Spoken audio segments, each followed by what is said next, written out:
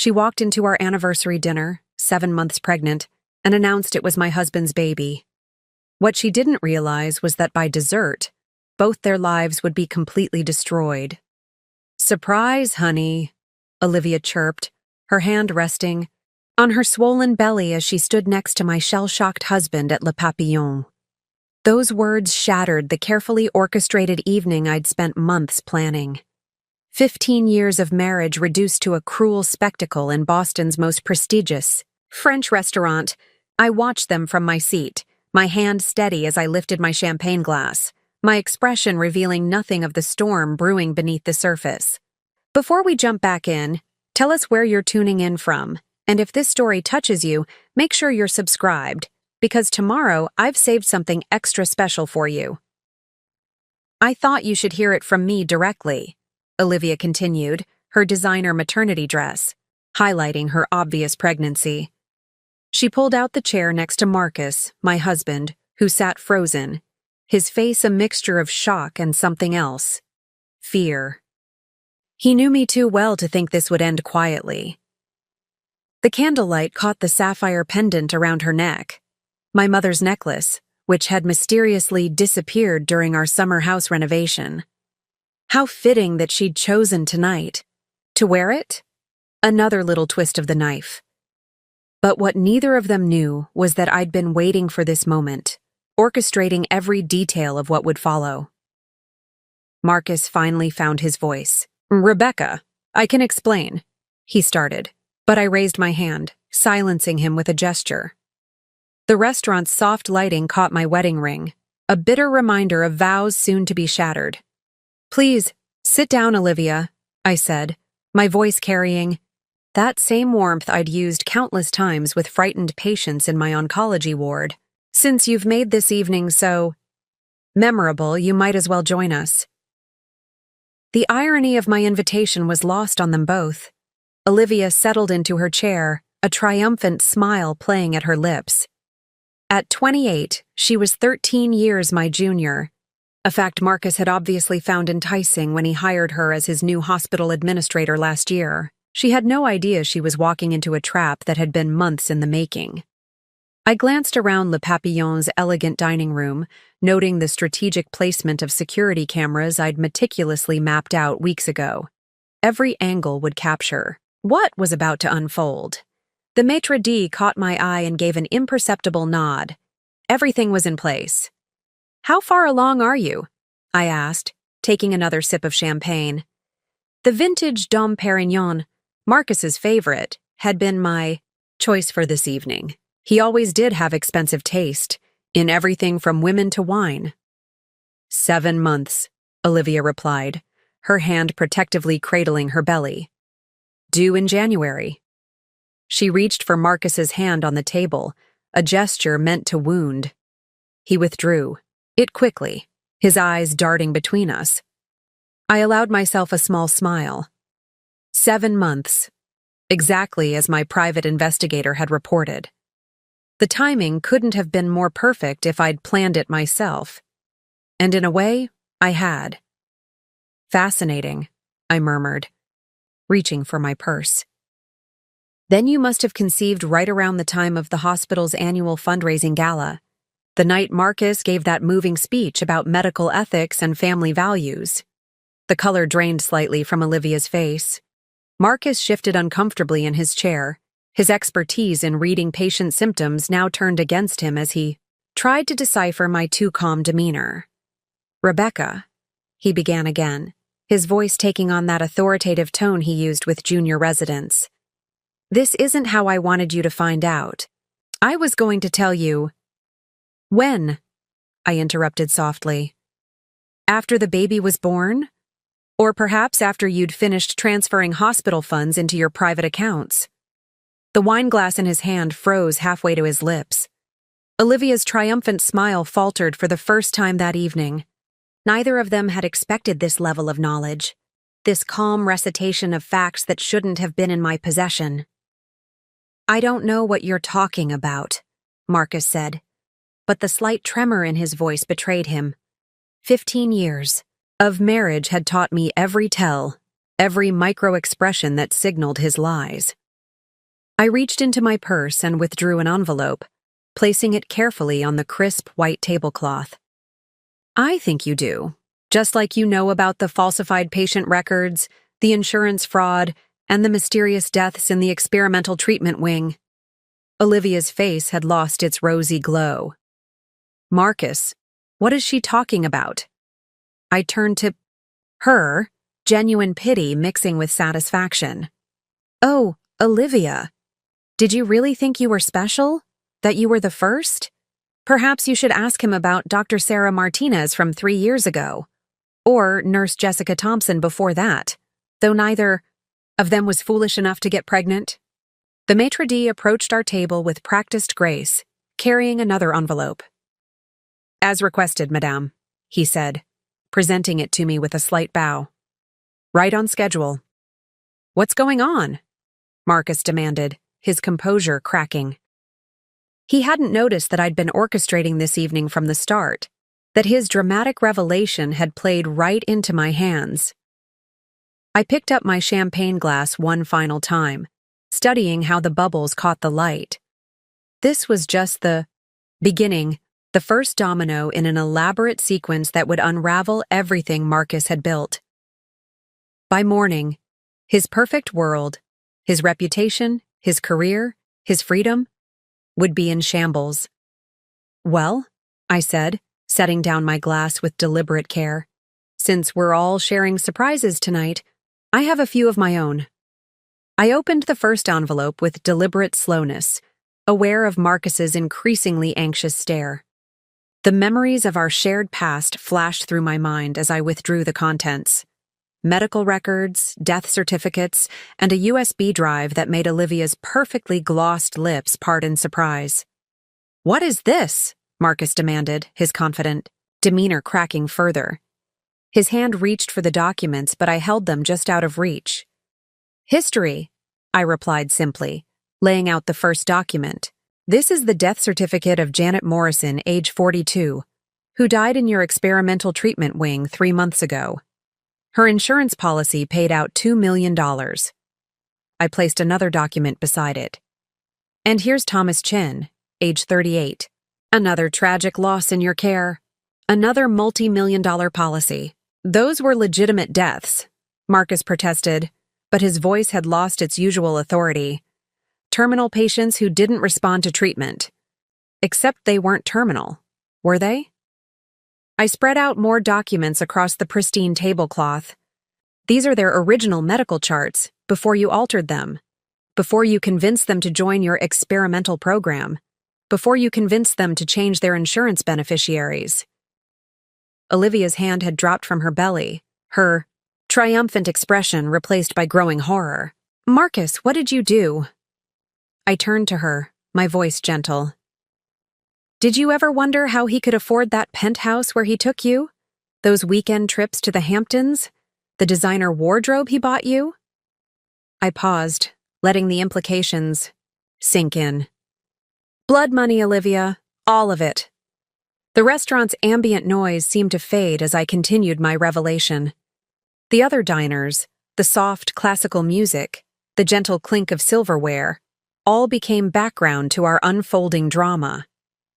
You see, I continued, while you were playing house with my husband, I was tracking something far more sinister than just infidelity. Did you know that the mortality rate in Marcus's experimental wing is 3 times higher than the national average? That every single patient who died had recently updated their insurance policies? Marcus's face had turned ashen. You're making wild accusations without any proof. Proof? I smiled, sliding the USB drive across the table. Like the video footage from the hospital security cameras showing you falsifying medical records? Or perhaps the recorded conversations with insurance adjusters. I've been gathering evidence for months, darling. Ever since I noticed the pattern of deaths in your department. I reached for the second envelope the maitre d' had delivered. But that's not even the most interesting part. Would you like to know what else I discovered, Olivia?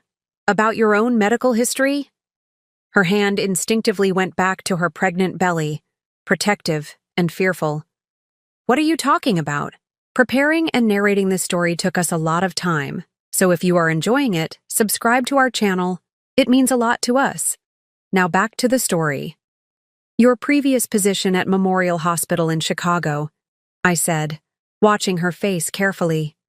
The one that ended rather abruptly after certain prescription irregularities were discovered. The position that mysteriously vanished from your resume before Marcus hired you. The color drained from her face completely. How did you— I'm an oncologist, dear. I have contacts at every major hospital in the country. Did you really think I wouldn't investigate the woman my husband hired right after 3 other qualified candidates mysteriously withdrew their applications? Marcus was starting to understand now. The carefully constructed facade he'd built was crumbling, and with it, his composure. Rebecca, whatever you think you found— Found? I interrupted softly. Like the offshore accounts where you've been transferring the insurance payments. Or perhaps you mean the evidence that you've been prescribing unnecessary treatments to inflate insurance claims? Tell me, how many patients have you killed for profit? Olivia pushed back from the table, her chair scraping against the hardwood floor. I don't know anything about this. I never knew— Sit down, I said, my voice carrying an edge for the first time that evening. We're not finished yet. After all, you're carrying my husband's child. Don't you want to know what kind of man the father of your baby really is? The maitre d' appeared, again this time with a tablet. On the screen, security footage played silently. Marcus in his office, altering medical records late at night.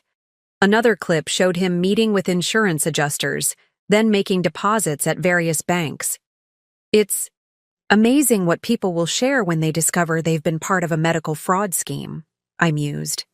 Nurses, administrators, even the hospital's IT staff. Once they realized what was happening, they were quite eager to help me document everything. Marcus's hand was shaking as he reached for his water glass. These are all lies. I've saved lives. I'm one of the most respected oncologists in the country. Were, I corrected gently. You were respected. By tomorrow morning, every major hospital board in the country will have copies of this evidence. The medical board, the insurance companies, the FBI, they'll all know what you've done. The gravity of the situation was finally hitting him. I could see it in his eyes, the same look I'd seen in patients when they received a terminal diagnosis. The understanding that everything was about to change, and not in their favor. As for you, Olivia, I continued, turning back to her, I suggest you consider your next moves very carefully. Accessory to medical fraud carries significant prison time, especially when it involves patient deaths. Though I suspect the authorities might be lenient if you cooperate fully. She was crying now, mascara tracking down her cheeks. The triumphant homewrecker of an hour ago was gone, replaced by a terrified young woman who had just discovered she was carrying the child of a murderer. I had no idea, she whispered. I swear I didn't know about any of this. I believe you, I said, and I meant it. You were just another pawn in his game, like the nurses before you, the patients he killed, the families he destroyed. Marcus has always been very good at using people. The sound of footsteps approaching. Our table made Marcus look up sharply. 2 men in suits were making their way through the restaurant, their badges visible at their belts. Right on schedule, I murmured, checking my watch. The FBI has been very interested in the evidence I've gathered. They've just been waiting for the right moment to make their move. Marcus stood up abruptly, his chair toppling backward with a crash that drew every eye in the restaurant. You can't do this to me, he hissed, his composed doctor's demeanor completely shattered. I built that department from nothing. Everything I did was to advance medical science. Advanced medical science? I repeated softly, rising to face him. Like Jennifer Adams, age 35, mother of 3? You convinced her she had stage 4 lymphoma when she was actually in remission. She died in your experimental wing 2 weeks after updating her life insurance policy. Was that advancing medical science, Marcus? The FBI agents were only steps away now. I could see the moment Marcus contemplated running, the slight shift in his stance, the darting of his eyes toward the kitchen exit. But Olivia's presence, her pregnant form a stark reminder of his responsibilities, kept him rooted in place. "Dr. Marcus Thorne," one of the agents announced, his voice carrying in the now silent restaurant. "We need you to come with us. We have some questions about several patient deaths at Boston Metropolitan Hospital." I watched as they read him his rights, the same hands that had performed countless surgeries now being cuffed behind his back. Olivia sat frozen in her chair, one hand on her belly, the other clutching the edge of the table so hard her knuckles had turned white. "Mrs. Thorne," the second agent turned to me, "we'll need your statement as well. Your cooperation has been invaluable in this investigation." Marcus's head snapped up at that. "Investigation? How long have you been working with them?" The betrayal in his voice was almost comical, considering the circumstances. "Since Janet Morrison's death," I replied calmly. "Remember when I mentioned having lunch with her daughter last month?" Claire was quite interested to learn that her mother's cancer had been in remission before entering your care. She was even more interested in the life insurance policy you convinced her mother to take out. The memories of that lunch flooded back, Claire's tears turning to rage as I showed her the evidence, her mother's original medical charts proving the cancer had been responding to traditional treatment before Marcus intervened. It had been the turning point in my investigation, the moment I knew I couldn't just walk away with a divorce settlement. "Agent Cooper," I said, addressing the lead FBI agent, "you'll find additional documentation in the hospital's backup servers. The access codes are in the files I provided. Pay particular attention to the records from the last 3 years. That's when the pattern of suspicious deaths began." Olivia suddenly lurched to her feet, her face pale. "I think I'm going to be sick," she mumbled, rushing toward the restroom. One of the female agents who had just arrived followed her, while curious diners pretended not to stare at our unfolding drama. "I did it for us," Marcus said suddenly, his voice breaking. "The department needed funding. The experimental treatments could have saved lives. We just needed more time, more resources." "Save it for your lawyer," Agent Cooper replied, but I raised my hand to interrupt. "No, let him speak," I said softly. "I want to hear him explain how killing patients for insurance money was helping anyone but himself. Tell me, Marcus, what noble purpose did the penthouse serve? The designer watches? The luxury cars?" I opened my phone and pulled up a series of photographs. Marcus at expensive restaurants with Olivia, shopping at high-end boutiques, viewing penthouses in Beacon Hill. "Your department's mortality rate jumped 312% after you started the experimental program, while your personal wealth increased by millions. Quite a coincidence, isn't it?" As they led Marcus away, I turned to the remaining agent. "You'll want to speak with Dr. Patterson in pathology. He's been falsifying death certificates to match Marcus's diagnosis. And check the pharmacy records. There's a pattern of medication errors that's too consistent to be accidental." The maitre d' approached again, this time with a concerned expression. "Madame, perhaps you'd be more comfortable in our private dining room, away from—" He gestured discreetly at the other diners, many of whom were now openly staring. "No need," I replied, gathering my things. "I believe our dinner is concluded." I picked up my mother's sapphire necklace, which Olivia had left behind in her rush to the restroom. The stones felt cool against my palm, a tangible reminder of everything that had been stolen and everything I had reclaimed. As I walked toward the exit, I heard the whispers beginning. By morning, Boston's medical community would be rocked by the scandal. Marcus's reputation, built over decades, would be destroyed. The experimental treatment wing, his crown jewel, would be shut down and investigated. Every patient death, every insurance claim, every medical decision would be scrutinized. Outside in the cool autumn air, I paused to look back at Le Papillon. Through the window, I could see the FBI agents comforting a sobbing Olivia, who had emerged from the restroom looking shattered. Part of me felt sorry for her. She was young, pregnant, and had been manipulated by a master deceiver. But she had made her choices, just as Marcus had made his.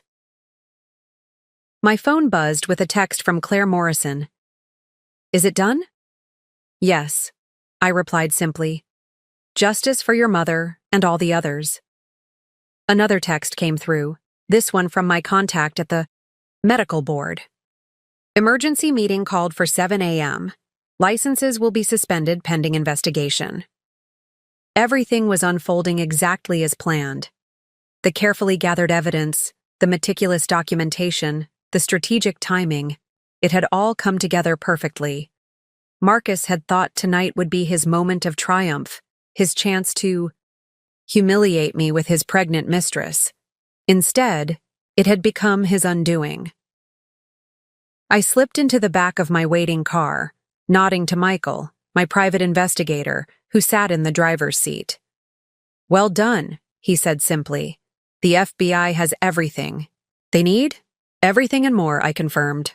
3 years of evidence, dozens of witness statements, complete financial records. He'll never practice medicine again. Neither will anyone who helped him. As we pulled away from the restaurant, I thought about the months of preparation that had led to this moment. The late nights reviewing medical records, the meetings with grieving families, the careful documentation of every suspicious death. I had built an airtight case while maintaining my role as the unsuspecting wife. "What about the girl?" Michael asked, glancing in the rearview mirror. "The pregnancy complicates things." "She's not the first woman he's deceived," I replied, thinking of the others I'd discovered during my investigation. "But she'll be the last. I've arranged for her to receive immunity in exchange for her testimony. She'll need it, especially now." The city lights blurred past as we drove through Boston's streets. Tomorrow, the story would break in every major newspaper. Prominent oncologist arrested for patient deaths. Medical fraud scheme uncovered at Boston Metropolitan. Doctor killed patients for insurance money. But tonight, I had one more stop to make. "Take me to the hospital," I instructed Michael. "There are some patients' families who deserve to hear this in person before it hits the news." As we drove, I thought about how different this anniversary had turned out from what Marcus had planned. He had expected to destroy me with his revelation. Instead, I had dismantled his entire world. Every death he had orchestrated, every life he had cut short for profit, would now be avenged. The hospital's imposing silhouette loomed ahead, its windows gleaming in the night. This building, once a symbol of healing, had become the center of Marcus's web of deception. As we pulled into the parking lot, I noticed several FBI vehicles already on site. They were moving fast, securing records and interviewing staff before anything could be destroyed. "Dr. Patterson's still in his office," Michael informed me, checking his phone. "Our sources say he's been there since getting word of Marcus's arrest, probably trying to cover his tracks." I smiled grimly. "Too late for that. Everything's already been documented, backed up, and submitted to the authorities." I thought of the hidden cameras I'd had installed in the pathology lab 3 months ago, capturing every falsified death certificate, every manipulated test result. The hospital's night shift staff watched curiously as I walked through the familiar corridors, Michael 2 steps behind me. News traveled fast in hospitals. By now, everyone probably knew about Marcus's arrest at Le Papillon. What they didn't know yet was how deep the corruption went, how many of their colleagues were implicated. I found Janet Morrison's daughter, Claire, waiting in the hospital chapel. She wasn't alone. Other families had gathered there after receiving my message. Thomas Chen's widow, Sarah. Jennifer Adams's teenage children. All victims of Marcus's greed, all waiting to hear that justice was finally being served. "It's done," I announced quietly, standing before them. "Marcus was arrested tonight. The FBI is gathering evidence as we speak. Every death, every falsified record, every stolen dollar. It's all coming to light." Claire stood, tears streaming down her face. "Mom knew something was wrong. she said softly. She told me the treatments felt different, more aggressive, but Dr. Thorne was so respected, so convincing. We trusted him. They all did, Sarah Chen added, her voice bitter. Thomas was getting better before Dr. Thorne convinced him to join the experimental program. 3 weeks later, he was gone.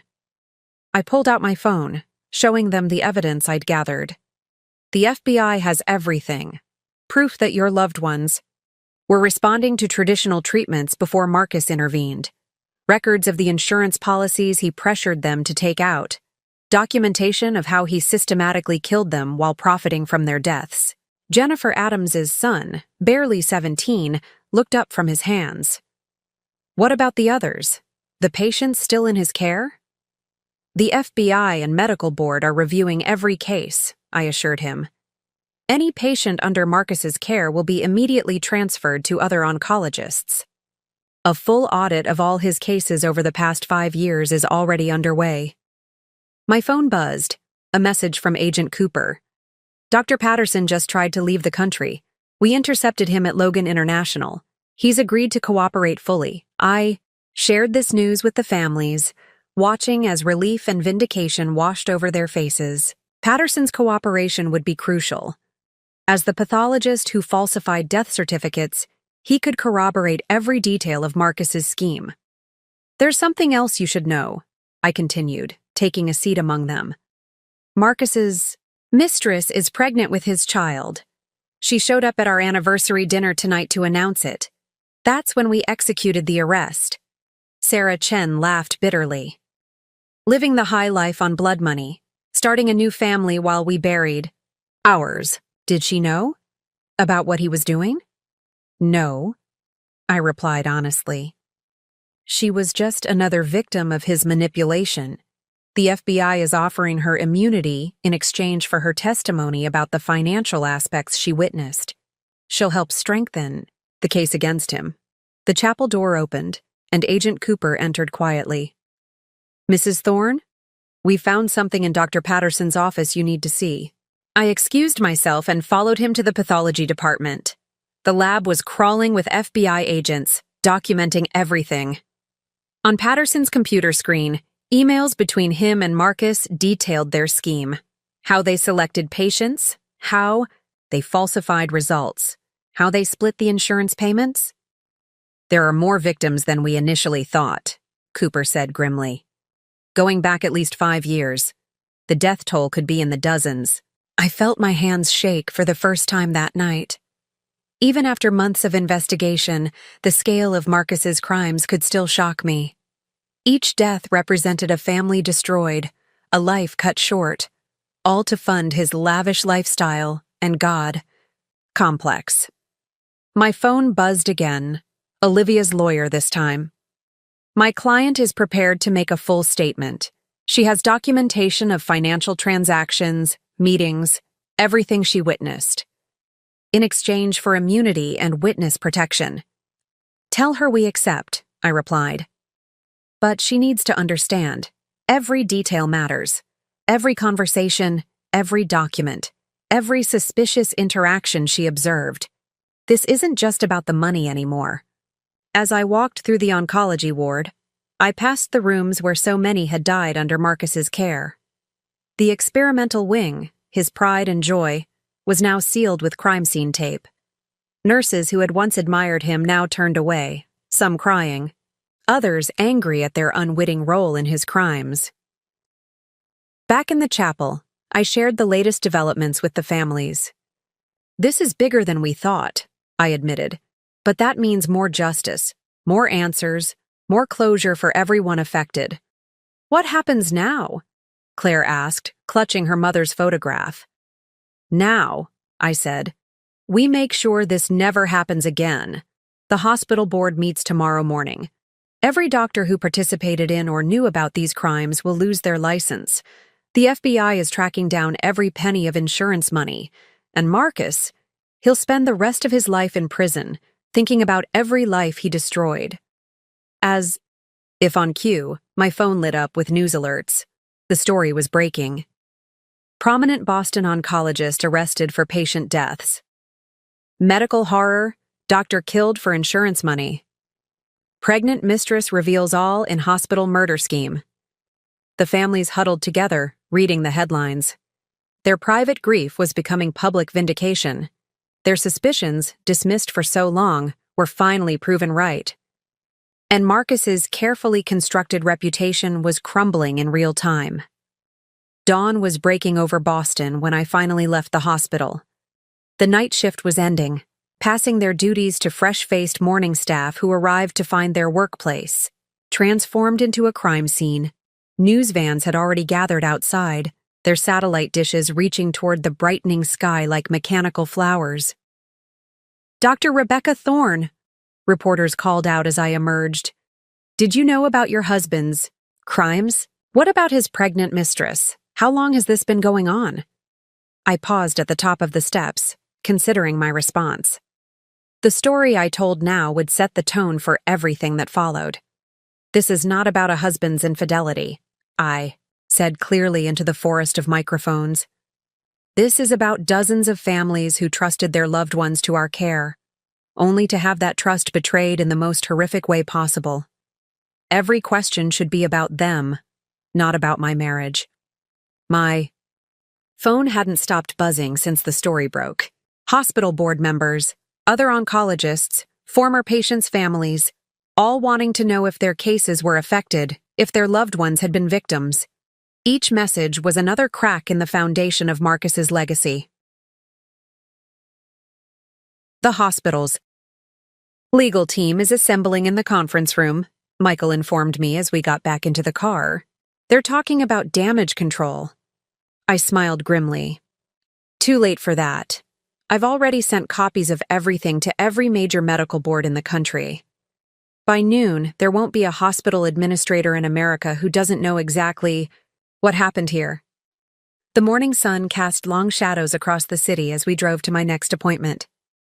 I'd scheduled a meeting with the hospital's ethics committee, not the ceremonial one that Marcus had chaired, but the real investigators who'd been quietly watching him for months at my request. Dr. Eleanor Reynolds, the committee's head, was waiting in her office. Her face showed the strain of a sleepless night. "The numbers are worse than we thought," she said without preamble. "We've identified 47 suspicious deaths over the past 5 years, all patients who were responding to traditional treatments before entering Marcus's care, all with recently updated insurance policies." I sat heavily in the chair across from her desk. 47 families, 47 lives cut short. The scale of Marcus's crimes was still expanding, like ripples in a poisoned pond.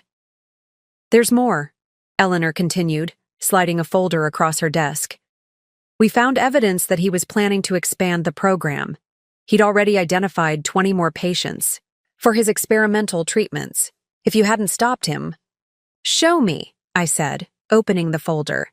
Inside were medical charts, insurance documents, all the groundwork for more murders disguised as medical treatment.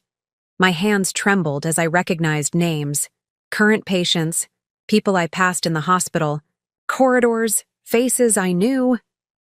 "Rebecca," Eleanor said softly, "there's something else you need to see." She turned her computer monitor toward me. On the screen was a life insurance policy, my own, taken out 6 months ago without my knowledge. Marcus's signature was on all the documents. "He was planning to kill me too," I said, surprisingly calm. "After the baby was born, I suppose. A tragic medical accident, just like the others." "The policy was for $5 million, Eleanor confirmed, set to pay out to a trust he controlled. We found emails discussing the details with Dr. Patterson. They were going to make it look like a postpartum complication." The pieces clicked into place. Marcus's insistence that I switch to his recommended obstetrician, his sudden interest in my medical care, the way he'd been documenting everything about my routine. He'd been setting the stage for my death while playing the concerned husband. My phone buzzed with a text from Agent Cooper. "You need to see this. Interrogation Room 3. 20 minutes later, I stood in the FBI field office, watching through one-way glass as Olivia broke down during questioning. Her perfectly crafted facade had crumbled completely. replaced by genuine horror as she learned the full scope of Marcus's crimes. "He said the money was from private research grants," she sobbed. "He told me the experimental treatments were saving lives. I never knew. Oh God, all those people." "She's telling the truth," Cooper said, standing beside me. "Her only real crime was falling for his lies, like the others before her." "The others," I repeated. "How many were there?" "We've identified 3 previous relationships, all following the same pattern. Young, ambitious medical professionals. Each one distanced themselves after noticing something wrong with his practices. Your predecessor, Dr. Sarah Martinez, actually filed an ethics complaint before she suddenly resigned and moved across the country. I made a mental note to contact Sarah. Her testimony could help establish the pattern of Marcus's behavior, show that his crimes weren't a recent development, but a long-term scheme. My phone lit up with another news alert.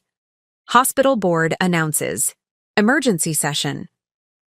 Below was a photo of Marcus being led into the federal courthouse, still wearing his dinner clothes from Le Papillon.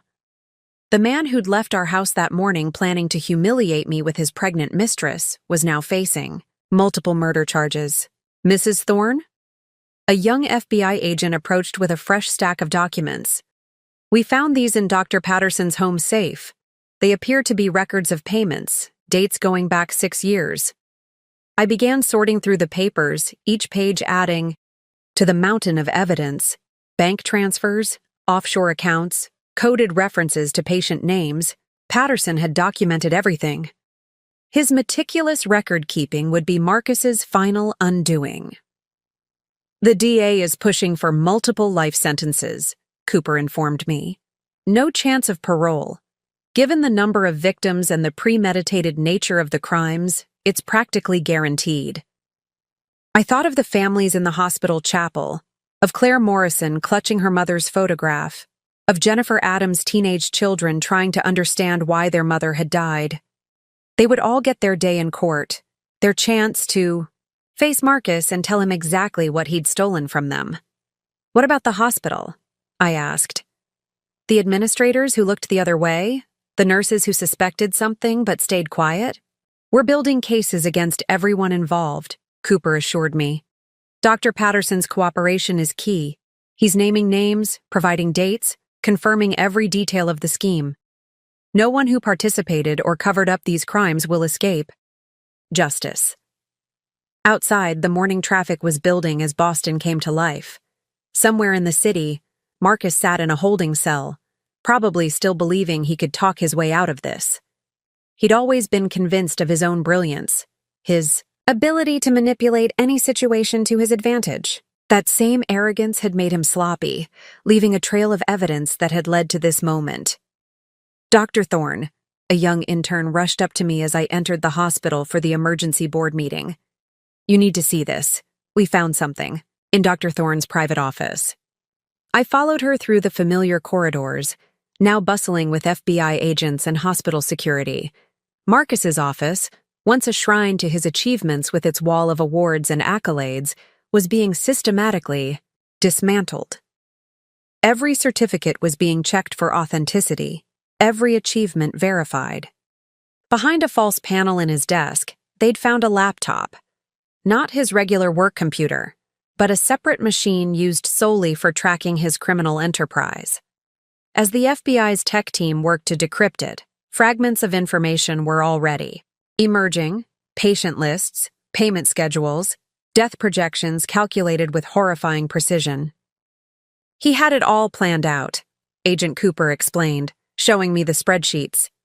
Each patient's estimated death date, insurance payout amounts, even contingency plans if someone started asking questions. It was like a business plan for murder. My eyes caught on a familiar name in the spreadsheets: mine. There it was in cold clinical detail. My projected death date, 3 months after what would have been my due date with the baby that never existed. Marcus had planned every detail, down to the specific complications that would lead to my unfortunate passing. "Rebecca?" a voice called from the doorway. I turned to see Dr. Sarah Martinez, Marcus's former colleague and lover, standing there. She'd flown in from Seattle as soon as she'd heard the news. I should have pushed harder when I first noticed something wrong. Maybe if I had... You tried, I reminded her gently. You filed reports, made complaints. But Marcus was too powerful, then too respected. No one wanted to believe it. Sarah moved into the office, her eyes taking in the chaos of the investigation. When he started pushing experimental treatments on patients who were responding well to standard protocols, I knew something was wrong. But he was so convincing, had an answer for every question. By the time I realized the full scope of what he was doing, I was already compromised. He threatened you? I asked, though I already knew the answer. Not directly. He was too smart for that. But he made it clear that if I pursued my concerns, my career would be over. No hospital would touch me after he was done. So I ran. She paused, looking at the laptop screen. Those patients, I knew some of them, watched them die while he collected his blood money. My phone buzzed, a message from Olivia's lawyer. She was being moved to a safe house, her testimony deemed crucial enough to warrant protection. The pregnancy had been confirmed. She was indeed carrying Marcus's child. Another innocent life entangled in his web of deceit. The hospital board. Meeting was set for 9 a.m. As I walked into the conference room, I could feel the weight of what was about to happen. Every board member had received my complete dossier on Marcus's crimes. They'd had all night to process the evidence, to understand how their prestigious hospital had become a killing ground. Dr. Rebecca Thorne, the board chairman, began, his voice heavy. We owe you an apology. When you first brought concerns about the experimental wing's mortality rates to our attention 6 months ago, we dismissed them. We trusted Marcus's reputation over solid evidence. It's not about apologies, I replied, taking my seat. It's about making sure this never happens again. Every system that allowed Marcus to operate unchecked needs to be examined and overhauled. The meeting lasted hours. Every death was reviewed, every procedure questioned. The board voted unanimously to suspend all experimental treatments pending full investigation. A task force would be created to review every case Marcus had handled in the past decade. During a brief break, I stepped out to take a call from Agent Cooper. We've decoded more of the laptop's contents, he reported. Found evidence of similar schemes at other hospitals before he came to Boston. We're looking at potentially dozens more victims. The scale of Marcus's crimes kept expanding, like a cancer spreading through the medical community. Each new revelation brought more families forward, more suspicious deaths to investigate, more lives destroyed by his greed. There's something else, Cooper continued. We found correspondence between Marcus and several pharmaceutical companies. It appears he was using his patients to test unapproved treatments, falsifying the results to help get dangerous drugs fast-tracked for approval. I felt the room spin slightly. Even now, the depth of his depravity could still shock me. How many drugs? How many companies? At least 3 major pharmaceuticals. The FDA is already launching an investigation. This goes beyond individual murder. He was potentially endangering thousands of future patients with falsified drug trials. Back in the board meeting, decisions were being made rapidly. The hospital's entire research protocol would be restructured. External auditors would review all ongoing trials. Every death in the past 5 years would be independently investigated. What about the families? I asked, when they finally turned to the question of responsibility. The hospital's insurance can't begin to cover the damage done. We're establishing a victims' compensation fund, the chairman announced. Every penny Marcus earned through his crimes, every asset he acquired will be liquidated and distributed to the families. It won't bring back their loved ones, but it's a start. My phone lit up with another text, this one from Claire Morrison. She'd organized a support group for the victims' families, and they were gathering again in the hospital chapel. Some had been strangers before this morning, united, only by their shared loss. Now they were becoming a force for change, determined to prevent other families from suffering the same fate. As the meeting concluded, I walked to my own office, one floor down from Marcus's, where I'd worked while he carried out his murders, above me. The room felt different now, heavy with the weight of what I'd uncovered. On my desk, patient files still waited for review, people who trusted me with their lives just as others had trusted Marcus. A knock at my door revealed Dr. Reynolds from the Ethics Committee. "The medical board just finished their emergency session," she reported. "They're revoking Marcus's license immediately. Every doctor who participated in or knew about his schemes will face similar action." "And the others?" I asked. "The ones who suspected but stayed quiet?" "Mandatory ethics reviews, supervised practice, possible suspensions depending on what they knew and when. No one's getting away clean from this."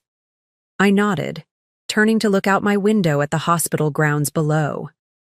Somewhere out there, more families were just learning that their loved ones' deaths might not have been inevitable, that their trust had been betrayed in the most fundamental way possible. As evening approached, I found myself back in Marcus's private office watching the FBI team continue their methodical investigation. Every drawer, every file, every scrap of paper could contain evidence of another victim, another life cut short for profit. The weight of all those lost lives seemed to press down on the room like a physical presence. "Mrs. Thorne," Agent Cooper, appeared in the doorway. "Marcus is asking to speak with you. Says he wants to explain everything." I considered the request. Part of me wanted to refuse, to deny him even this small measure of control. But there were still questions that needed answers, details only he could provide. "He's in interrogation, room 2 at the Federal Building," Cooper continued. "We'll be monitoring everything, of course. You don't have to do this." "Yes, I do," I replied, gathering my coat. "For the families. They deserve every answer we can get." The drive to the Federal Building was silent, the city's lights blurring past like stars. I thought about how different this day had been from what Marcus had planned. His grand gesture at Le Papillon, meant to humiliate me, had instead become the catalyst for his downfall. Marcus looked smaller somehow in his orange jumpsuit, his usual confident demeanor stripped away along with his expensive clothes and privileged position. When I entered the interrogation room, he barely lifted his head. "You've been busy," he said finally, his voice hoarse. "How long have you known? About your murders? Or about Olivia?" I sat across from him, noting how he flinched at the word. Murders. I started suspecting something was wrong after Janet Morrison's death. The timing was too convenient, the insurance payout too neat, but I had no idea how deep it went until I started digging. "They weren't murders," he protested weakly. "They were terminal patients. I was trying to advance medical science, find new treatments." "Save it for your lawyers, Marcus," I cut him off. "I've seen your laptop, the spreadsheets, the death projections. You calculated everything down to the expected insurance payouts. This wasn't about medicine. It was about money." He seemed to deflate further, his carefully constructed justifications crumbling. "The experimental wing needed funding. The traditional grants weren't enough. I thought, if I could just prove the treatments worked, by killing people who, we're getting better? By falsifying drug trials?" I leaned forward. "What about me, Marcus? Was I just another projection in your spreadsheet? Another convenient death to fund your research?" Color drained from his face. "You found that? The life insurance policy? The planned complications after my fictional pregnancy?" "Yes, I found it all." I pulled out my phone, showing him the evidence. "You were going to kill me just like the others. Make it look like a tragic medical error, all while starting a new life with Olivia and your real baby. Rebecca, please." He reached across the table, but I pulled back. "It wasn't like that. I loved you. Don't." My voice was ice. Don't you dare pretend this was about love. This was about control, about playing God. How many people did you kill, Marcus? What's the real number? He looked away, unable to meet my gaze. I didn't keep count. Liar. I slapped the spreadsheet printouts on the table. You counted everything. Every death, every dollar, every detail perfectly documented. 47 confirmed victims, so far, and we're still finding more. Plus the ones from your previous hospitals, the falsified drug trials. How many lives did you really destroy? I can make a deal, he said suddenly, desperately. I know things about other doctors, other hospitals. People who helped me looked the other way. Already taken care of, I informed him. Dr. Patterson is cooperating fully. So is everyone else involved. Your entire network is unraveling as we speak. Even the pharmaceutical companies are under investigation. His last hope of leverage vanished. Marcus slumped in his chair, the full weight of his situation finally hitting him. The baby, he said quietly. Olivia's baby.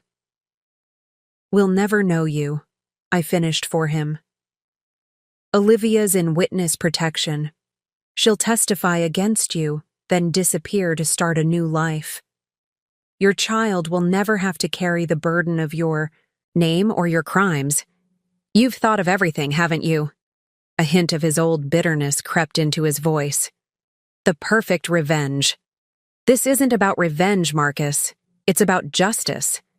For Janet Morrison, for Thomas Chen, for Jennifer Adams, for every life you cut short, every family you destroyed. I stood up, gathering my things. The DA is seeking multiple life sentences. You'll never practice medicine again. Never hurt another patient. Never. See your child grow up. Wait, he called as I reached the door. Was any of it real? Our marriage? I paused, hand on the doorknob. I loved you once, before I knew what you really were, before you became a murderer. Without looking back, I added, Goodbye, Marcus. Enjoy your life sentence. You've earned it. Outside the interrogation room, Agent Cooper was waiting with Dr. Reynolds. We got it all on tape, he confirmed. His reactions, his admissions, it'll help strengthen the case even further. The medical board wants to issue a formal statement, Dr. Reynolds added. They're asking if you'll speak at the press conference tomorrow. The families have specifically requested you as their representative. My phone buzzed with another text from Claire Morrison.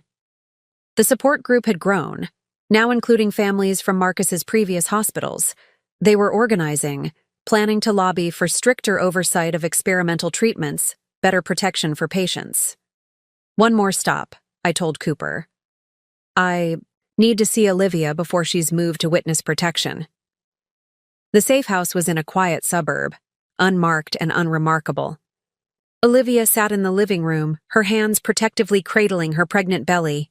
She looked up as I entered, her eyes red from crying. I'm so sorry, she whispered. I never knew, never suspected. I believe you, I said, sitting across from her. You were just another victim of his manipulation, but now you have a chance to make it right. Your testimony will help ensure he never hurts anyone else. The baby, she said, voicing her biggest fear. What will I tell them when they're older?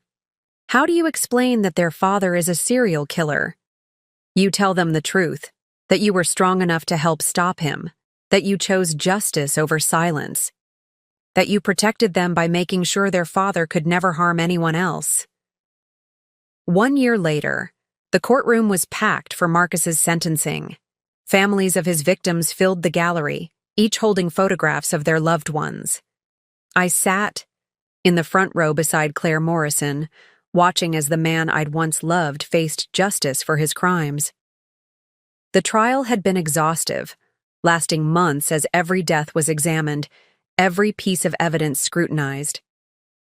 Marcus's defense had crumbled in the face of overwhelming proof. The laptop's contents, Dr. Patterson's testimony, the pharmaceutical company's records, and most devastatingly, Olivia's statement about his admissions of guilt. "Will the defendant?" "Please rise," the judge instructed. Marcus stood slowly, a shell of his former self. Prison had aged him decades in just 1 year. "Dr. Marcus Thorne, you have been found guilty of 47 counts of first-degree murder, multiple counts of insurance fraud, medical malpractice, and conspiracy to commit fraud. The depth of your crimes against your patients, their families, and the medical profession itself is unprecedented." I watched Marcus's shoulders slump as the judge continued. "You took advantage of your position of trust to prey upon vulnerable patients for financial gain. You killed people who were recovering, who had hopes and dreams and families. You betrayed every oath you took as a physician." The judge paused, looking directly at Marcus. "This court sentences you to life imprisonment without the possibility of parole, to be served consecutively for each count of murder.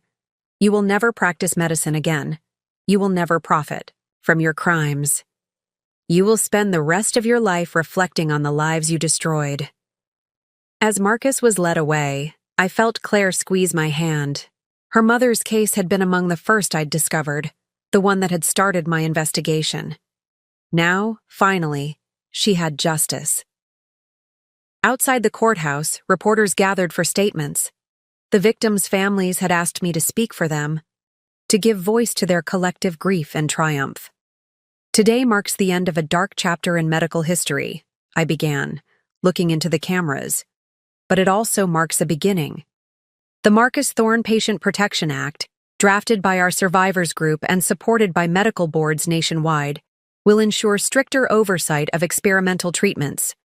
No family should ever again have to wonder if their loved one's death was part of a profit scheme." The law had been Claire's idea, born from those first meetings in the hospital chapel. It would require multiple independent reviews of experimental treatments, mandate transparency in insurance policies, and establish a national database to track unusual death patterns in medical trials. My phone buzzed with a text from Olivia. She'd relocated across the country with her baby daughter, starting fresh under a new identity. The photo showed a healthy, smiling infant, innocent of her father's crimes. "She'll never know him," Olivia had written. "Only the truth about how we helped stop him." Later that evening, I returned to the hospital for the first time in months. The experimental wing had been renovated and reopened, now named the Morrison Chen Memorial Research Center in honor of Marcus's first known victims. Under new leadership and strict oversight, it would focus on genuine medical research, working to save lives rather than end them. Dr. Sarah Martinez had taken over as head of oncology, her reputation restored after the truth about her earlier. Warnings came to light. The hospital's entire culture had changed. Whistleblower protections were strengthened, anonymous reporting systems implemented, and regular external audits became mandatory. In my office, I found a letter from the medical board. They were asking me to chair a new ethics oversight committee, using my experience to help prevent future abuse. The position would allow me to work directly with hospitals nationwide, implementing the protections and reforms born from this tragedy. "Dr. Thorne?" A nurse appeared in my doorway, one of the many who had provided evidence against Marcus once the investigation began. "The survivors group is gathering in the chapel. They'd like you to join them." I found them in their usual places, these people who had become like family over the past year. Claire Morrison, now running a patient advocacy organization. Sarah Chen, who had established a scholarship fund for medical ethics studies in her husband's name? Jennifer Adams's children, growing stronger every day. "We did it," Claire said simply, hugging me. "Mom would be proud. All of them would be." "What happens now?" Sarah asked, voicing the question on everyone's mind. I looked around at these survivors, these warriors for justice who had turned their grief into action. Now we make sure their deaths weren't in vain. We keep fighting for change, for accountability, for protection of vulnerable patients. We tell their stories so no one forgets what happened here. My phone lit up with one final news alert. Medical serial killer begins life sentence. Below was a photo of Marcus being led to prison, his medical license permanently revoked, his crimes documented for history.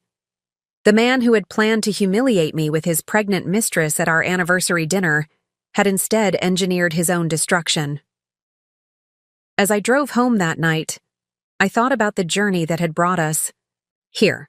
From that shocking moment at Le Papillon to today's sentencing, every step had been about more than just revenge. It had been about justice, about systemic change, about turning personal tragedy into positive action.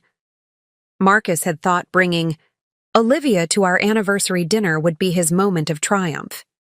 Instead, it had become the catalyst for his downfall, exposing not just his infidelity, but his years of calculated murders. His attempt to destroy me had led to his own destruction, his crimes exposed, his victims finally given justice. The city. Lights blurred past my windows as I thought about all we had accomplished.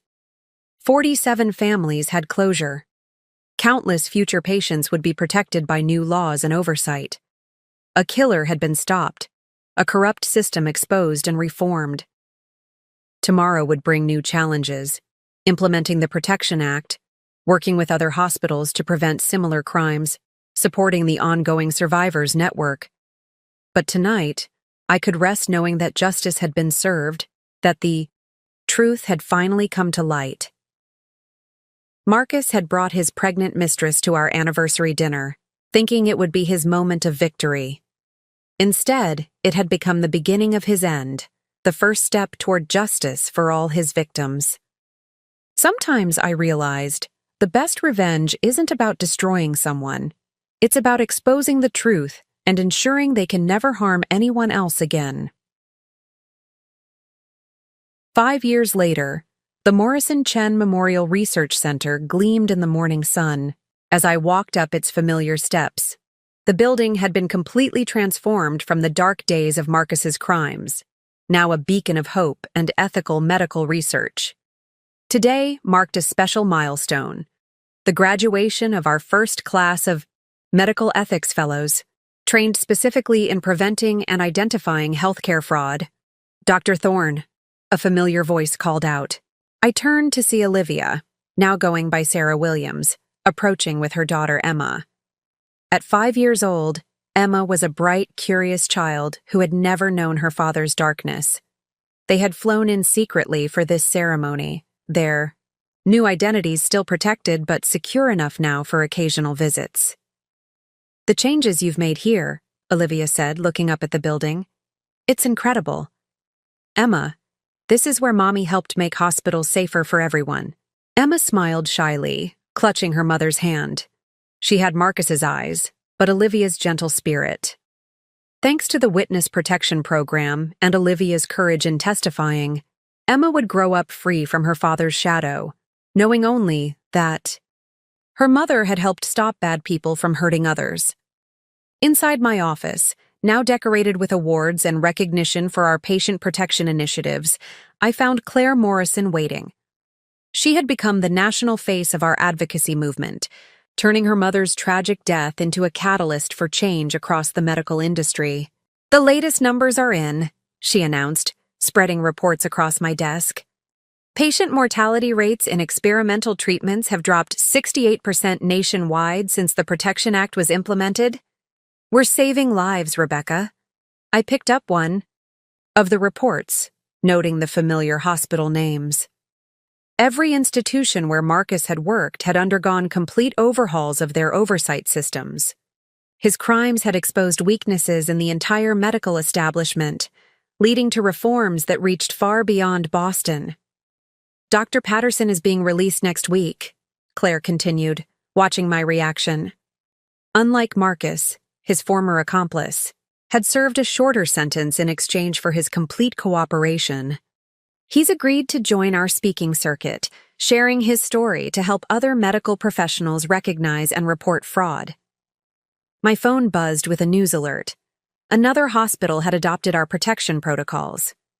The changes we'd implemented were spreading, creating a network of safety measures that would make it nearly impossible for someone like Marcus to operate undetected again. "There's something else," Claire said, pulling out a letter. "The Medical Ethics Board wants to establish a permanent position, Chief Patient Advocate. They're asking you to take it. The role would expand our work nationally, implementing protection systems in hospitals across the country." It was the culmination of everything we'd fought for since that night at Le Papillon, when Marcus's arrogance had finally exposed his crimes. Later that afternoon, I visited the hospital chapel, where our journey had begun. The space had been renovated into a memorial, photographs of Marcus's victims lining the walls. Each face told a story, not just of loss, but of the changes their deaths had inspired. Sarah Chen's widow had established a scholarship foundation, funding medical students who specialized in ethics and patient advocacy. Jennifer Adams' children had grown up to become healthcare whistleblower attorneys, protecting others who spoke up against fraud. My phone lit up with a message from Agent Cooper, now heading the FBI's specialized medical crimes unit that had grown from Marcus's case. "Thought you'd want to know." Marcus tried to appeal again. Denied unanimously. He'll never see the outside of a prison. I thought about Marcus, aging alone in his cell, his medical legacy transformed from renowned oncologist to cautionary tale. The experimental treatments he'd used to kill had been re-examined, and ironically, some held genuine promise when conducted ethically. Lives were being saved by the very research he had corrupted for profit. Walking through the hospital corridors, I passed the wall of photographs, official portraits of every department head. My own image hung there now, alongside Sarah Martinez, who had returned to head oncology. The plaque beneath my photo read, "Dr. Rebecca Thorne, Chief of Medical Ethics and Patient Protection." Outside, the survivors group was gathering for their monthly meeting. What had started as a small support group in the chapel had grown into a national organization with chapters in every major city. They helped families navigate the complex aftermath of medical fraud, turning victims into advocates. Dr. Thorne, one of the new members, called out, "Would you share your story again? About how you exposed the truth?" I looked at these faces, some bearing fresh grief, others hardened by experience into determination. They needed to hear not just about Marcus's crimes, but about how his exposure had led to positive change. "It began at an anniversary dinner," I started, telling the story one more time. "A man's arrogance made him think he could flaunt his betrayal without consequences. But that dinner became something else. The moment that finally brought decades of hidden crimes into the light." As I spoke, I thought about how that night had changed everything. Marcus had planned it as a cruel power play, bringing his pregnant mistress to humiliate me. Instead, it had become the catalyst for exposing his murders, saving countless future lives, and transforming the entire medical system. Olivia and Emma slipped into the back of the room, listening quietly. Emma would grow up in a world with better protections, stronger oversight, and more accountability in medical care. Her father's crimes had inadvertently created a legacy of safety and reform that would far outlast his name. The real victory, I concluded, wasn't just in stopping one killer. It was in creating systems to prevent others from following his path. Every life saved by our new protections, every fraud prevented by our oversight measures, every whistleblower protected by our policies, these are the true measure of our success. Later that night, as I prepared to leave the hospital, I passed the former experimental wing where Marcus had once ended lives for profit. Now it housed some of the most rigorous and ethical medical research in the country, saving lives under strict oversight and transparent protocols. Marcus had brought his pregnant mistress to our anniversary dinner, thinking he was writing the end of our story. Instead, he had unknowingly written the beginning of something far more significant, a transformation in medical ethics that would protect patients for generations to come. Sometimes the greatest victories come from our darkest moments, and the best revenge isn't in destruction, but in using truth to build something better from the ashes of betrayal. Up next, you've got 2 more standout stories right on your screen. If this one hit the mark, you won't want to pass these up. Just click and check them out. And don't forget to subscribe and turn on the notification bell so you don't miss any upload from us.